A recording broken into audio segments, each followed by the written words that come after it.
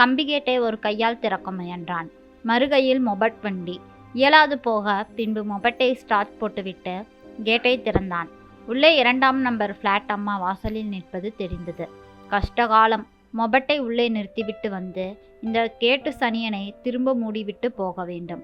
ஆளாளுக்கு கேட்டை திறந்து போட்டுட்டு போனா எவன் மூடிக்கிட்டு இருக்கிறதாம்? உனக்கென்ன மாடி ஃப்ளாட்டு? ஆடு மாடு உள்ள நுழைஞ்சா மாடியா ஏறப்போகுது? கருப்பாய் குண்டாய், அப்பப்பா, உருவத்தை விட பேச்சு மட்டும் முக்கிரம் இந்த 2ஆம் நம்பர் ஃப்ளாட்டு அம்மாவிக்கு.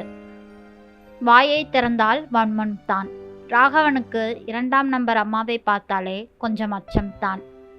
மொபட்டையும் சுவற்று ஓரமாக நிறுத்த வேண்டும். பாதையையும் மறைக்கக்கூடாது. முக்கியமாய் 2ஆம் நம்பர் வீட்டு ஸ்கூட்டர் மீதும் பட்டுவிடக்கூடாது. பொரிந்து விடுவாள் பொரிந்து. தலையை கவிழ்த்தபடி மாடியை ஏறினான். எல்லாரும் தான் காசு கொடுத்து ஃப்ளாட்டை வாங்கியிருக்கோம். கீழ் ஃப்ளாட்டில் இருந்துக்கிட்டு என்னமோ இவங்க தான் வீட்டு சொந்தக்காரங்க மாதிரியும் மற்றவங்க எல்லாம் குடித்தனக்காரங்க மாதிரியும் அல்ல ராச்சியம் நடத்துகிறா இந்த 2ஆம் நம்பர் ஃப்ளாட்டு. மாடி வந்ததும் சுதந்திரமாய் உணர்ந்தான். ஜில்லென்று காற்று வீசியது. அவன் ஃப்ளாட் கதவு திறந்தே இருந்தது.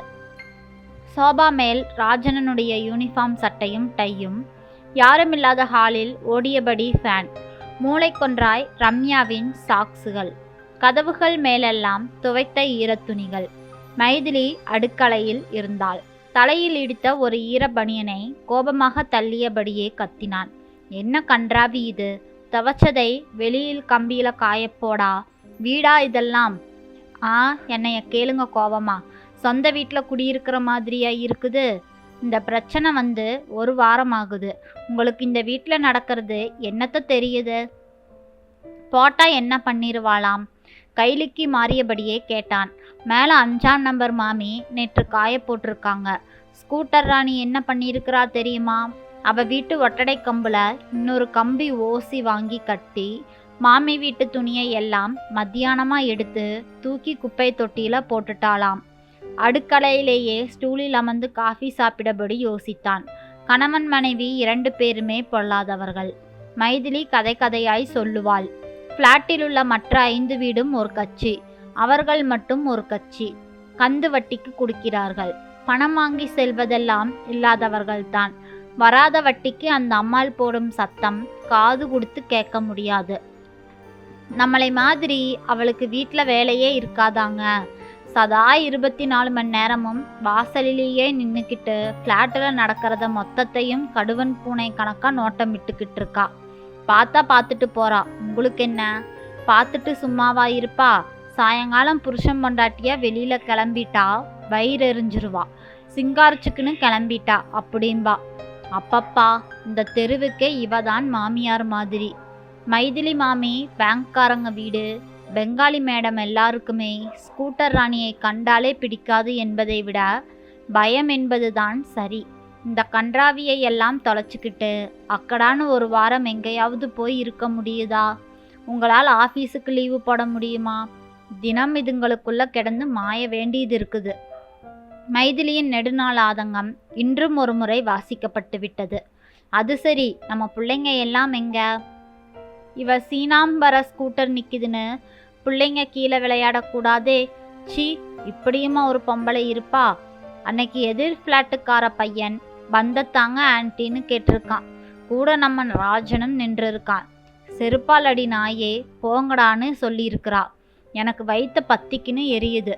பிள்ளைங்களை ஏன் வைக்கிறா? அதான் ஆண்டவன் இவளுக்கு ஒரு குழந்தை தராமல் வச்சிருக்கான் போல. குழந்தைகள் கிரவுண்டிலிருந்து விளையாடி விட்டு வர படிப்பும் முடிந்து இரவு சாப்பிட்டு படுத்தார்கள். ராகவனுக்கு மைதிலியை பார்க்கவே பாவமாக இருந்தது. சரி, இந்த டெண்டர் வேலை முடிந்து விட்டால் 4 நாள் லீவு கேட்கலாம். குழந்தைகளையும் மைதிலியையும் எங்காவது கூட்டி செல்லலாம் என ரகசியமாக திட்டமிட்டான். லீவுக்கு பர்மிஷனும் கிடைத்தது. உடனே மேனேஜர் அவர் உபயோகப்படுத்தாத ஹாலிடே ரெசார்ட் டைம் ஷேரையும் 4 நாளைக்கு கொடுக்கவே ராகவனுக்கு ஏகப்பட்ட சந்தோஷம். விஷயத்தை மைதிலிக்கு திடீரென்று சொல்லி சந்தோஷப்பட வைக்க வேண்டுமென யோசித்தான். வேலைகள் எல்லாம் செய்தான். ஆயிற்று. இன்னும் 2 நாளில் கிளம்ப வேண்டும் கொடைக்கானலுக்கு. அனைத்தும் தயார்.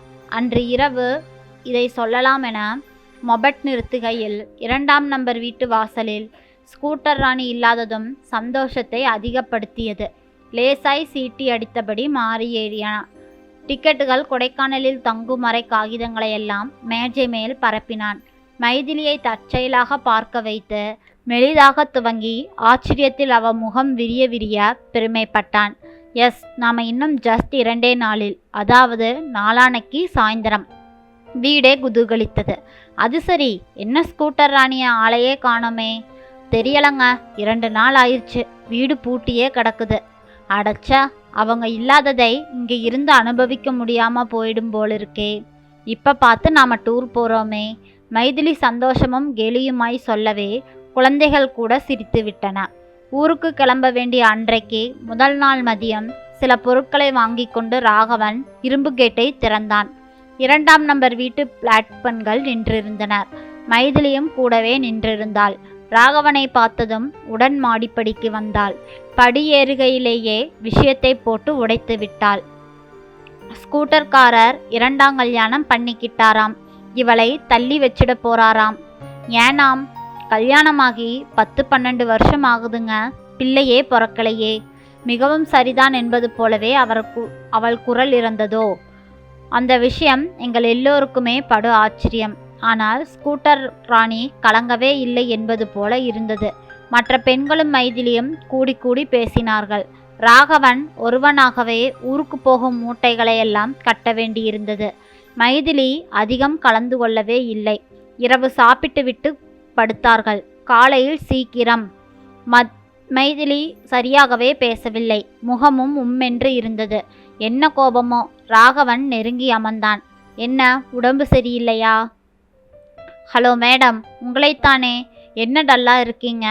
சி, என்ன ஆம்பளைங்களோ, பிள்ளை பிறக்கலைங்கிறதுக்காக கட்டின பொண்டாட்டியே வேணான்னுட்டு கண்கள் கலங்கி முகம் சிவந்து அழுது விடுவது போல் அரற்றினாள். பாவம், இனி அவ போயிட வேண்டியது தானா? எவ்வளவு வடிச்சு கொட்டியிருப்பா, எவ்வளவு நல்லது கெட்டது பார்த்திருப்பா. இத்தனை வருஷமா இவ்வளவு நாள் இருந்துட்டு இப்ப இன்னொரு கல்யாணமாம். கொடுமைக்கார ஆம்பளைங்க.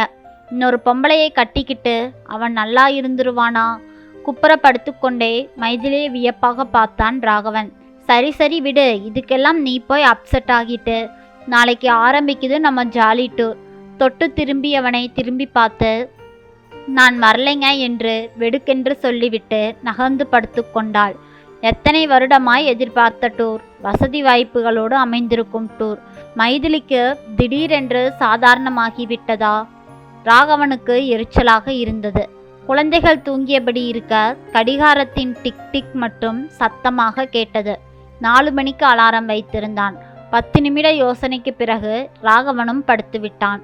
காலை 6:30 மணிக்கு விழிப்பு வந்த மைதிலி திடுக்கிட்டு, என்னங்க, அலாரம் அடிக்கலையா? ட்ரெயின் போயிருக்குமே. போகட்டுமே, நான் தானே அமர்த்தினேன். டூர் இன்னொரு முறை பார்த்துக்கலாம்.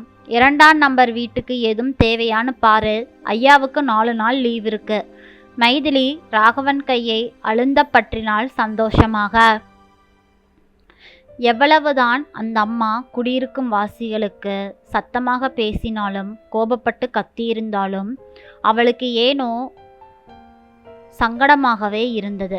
எத்தனை வருட தாம்பத்திய வாழ்க்கையில் குழந்தை இல்லை என்கிற ஒரே காரணத்துக்காக கட்டின பெண்டாட்டியை விலக்கிவிட்டு வேறொருவளை தேடுவது எந்த பெண்தான் ஏற்றுக்கொள்வாள்? நன்றி. இந்த கதை பிடிச்சிருந்ததுன்னா மறக்காமல் லைக் பண்ணுங்கள். நம்ம சேனலை சப்ஸ்கிரைப் பண்ணி உங்களோட ஆதரவை எனக்கு கொடுங்க. நாளை வேறொரு கதையில் சந்திக்கலாம்.